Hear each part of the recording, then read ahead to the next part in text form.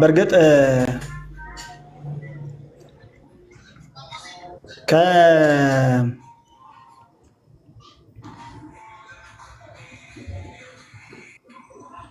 ከጥቅሶቹ እኔ ትንሽዬ ደስ የሚለኝ ጥቅስ ሁል ጊዜ እንትን ለምስጢረ ሥላሴ መረዳት አሪፍ ነው ብዬ የማስበው የዮሐንስ ወንጌል ቁጥር 1 ያለው ነው።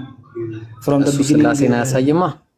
እሺ ዳንዬ፣ ሥላሴ እኮ አብ ወልድ መንፈስ ቅዱስ አንድ አምላክ የሚል ትምህርት ነው ያለው እንጂ ወልድና መንፈስ ማነው ኢየሱስን ብቻ የሚያሳይ ነገር አይደለም። እሱም በኋላ ኢየሱስ አምላክነት ላይ ምናልባት እናወራለን።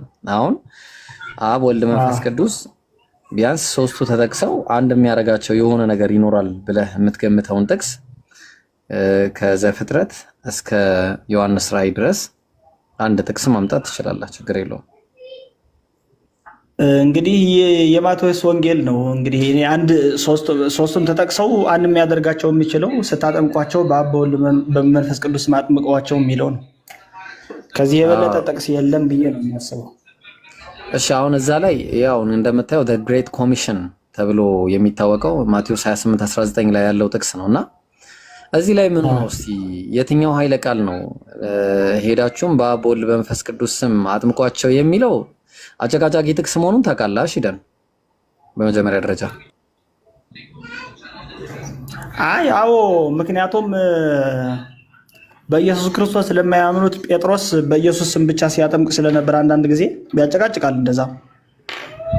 ማጨቃጨቁ ከኛ ሳይሆን የቸርች ፋዘርስ በጣም እነሱን ሲያጨቃጭቅ የነበረ ጥቅስ ስለመሆኑ ነው የምናየውና ቆይ ላሳየህ፣ አንድ የተወሰኑትን ላሳየህ። ምናልባት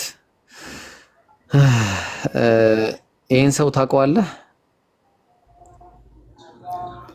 አይታየኝም።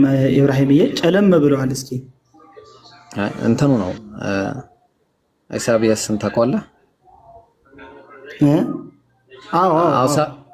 ጥሩ። ኢሳቢያስ አውቀዋለሁ።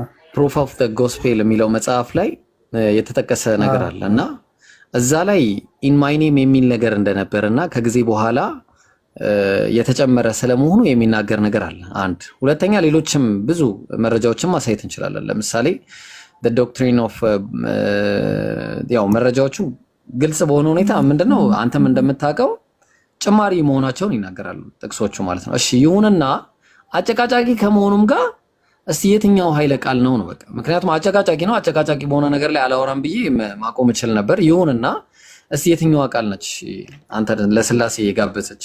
እሺ